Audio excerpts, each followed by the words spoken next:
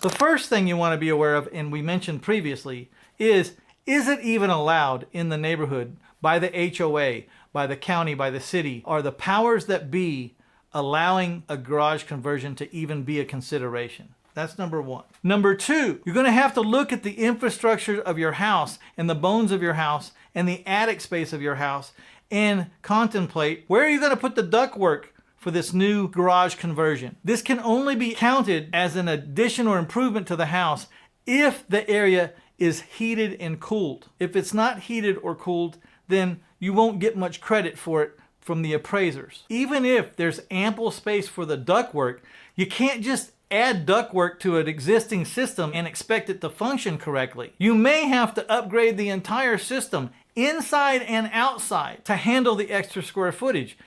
It depends a lot on how much square footage it is, but if it's relatively any kind of square foot, you may have to change the tonnage of your current system inside and outside.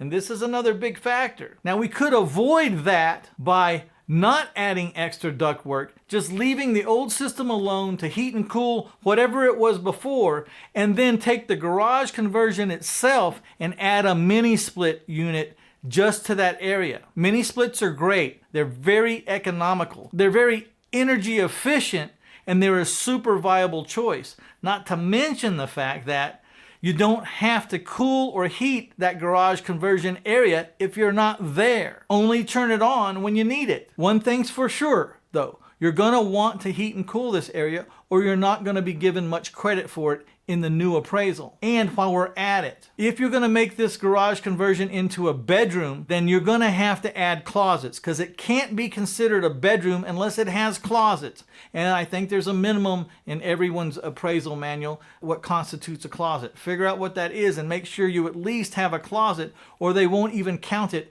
as the fourth bedroom if that's what you're intending. Now, the third thing you want to consider is adding this garage conversion into the heating and cooled area of this house going to affect the ability of your electrical system? In other words, does your current electrical system for the entire house, does it have enough room or capacity to add more plugs, to add more heating and AC tug? Because the last thing you want to do is get into this garage conversion all the way with the permits and everything you got to do and have everything ordered and be going along, only to find out your current electrical setup can't handle it. Now you got to rewire the whole house. And let me tell you why that's especially problematic. You know, when you have to rewire a whole house, then I strongly suggest anytime you're dealing with electricity, because it could maybe hurt somebody or kill somebody if it's done wrong, you're going to have to get a licensed professional. You're going to have to get a permit for that.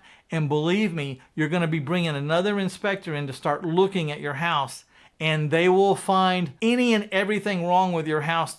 And then you could kind of get into a snowball effect. They could even be finding work that was done previously by you or by a previous owner that was not permitted and cause you major problems. So that's why it's so important to figure this stuff out ahead of time before you just go into this garage conversion, because it could snowball pretty fast into a bunch of expense and it could get scary.